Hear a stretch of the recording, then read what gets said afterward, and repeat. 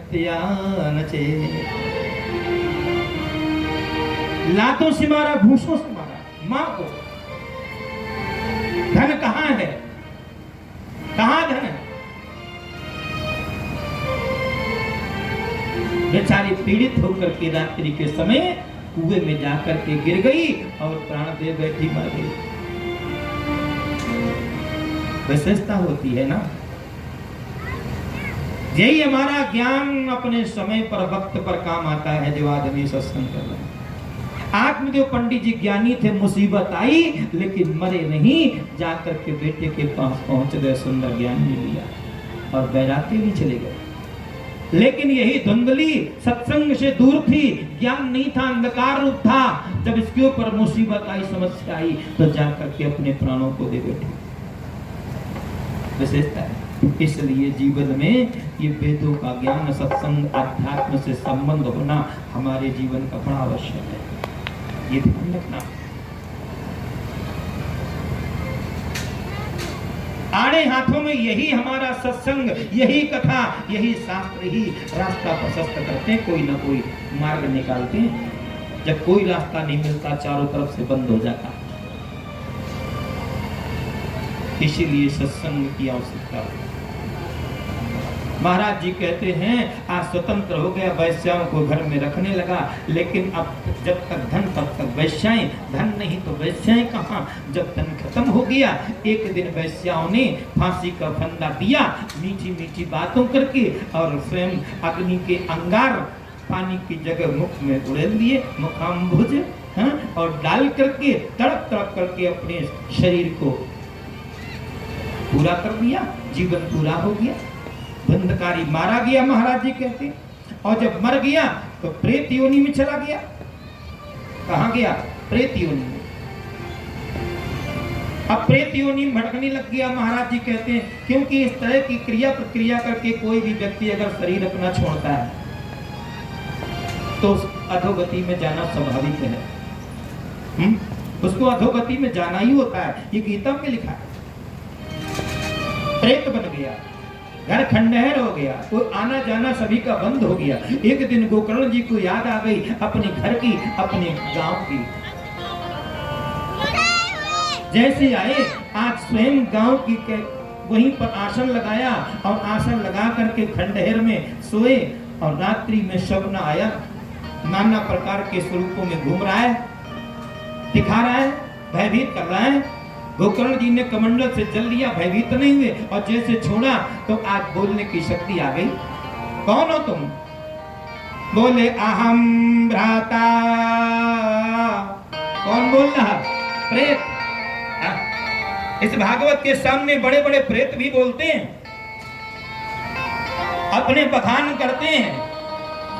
मालूम है, कचहरी में जब जाता है तो कोई कितना बड़ा भी मोस्ट वांटेड क्यों ना हो, लेकिन जाएगा तो सर झुका के ही जाएगा। विशेषता है। दुनिया में सर उठा के घूम ले, चाहे जितना कट्टर क्यों ना हो, लेकिन जब कचहरी में पहुंचेगा तो सरेंडर होके ही पहुंचेगा। इसी तरह जब ठाकुर जी के यहाँ आते हैं ना, तो बड़े बड़े प्रेत तो सरेंडर होकर के बात करते, सर झुका की बात करते। आज स्वयं प्रेत कह रहा, अहम भ्राता त्वदीयोऽस्मि धुंधकारी नामता। तुम्हारा बड़ा भाई हूं, धुंधकारी। अच्छा, तो ये गति कैसी हुई, यहां पर तुम कैसी आ गए? बोले स्वकीये नैव दोषे। किसी का कोई दोष नहीं है, मैं किसी को दोष नहीं लगा सकता, ये स्वयं मेरे कर्मों का ही फल है। स्वकीये नैव दोषे ब्रह्मत्यं नाशितं मया।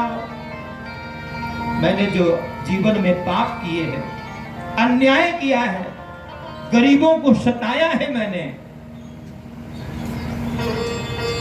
दीनों को, अंधों को मैंने सताया है, पीड़ा दी है, कष्ट दिया है, कि उसका सारा फल है जो आज मुझे इस योनि में आकर के भुगतना पड़ रहा है।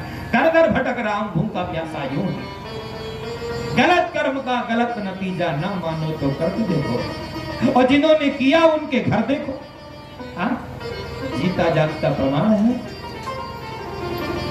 बबूल के वृक्ष में आम का फल नहीं मिलेगा, कलयुग भले ही हो, ये ध्यान रखना। हाँ?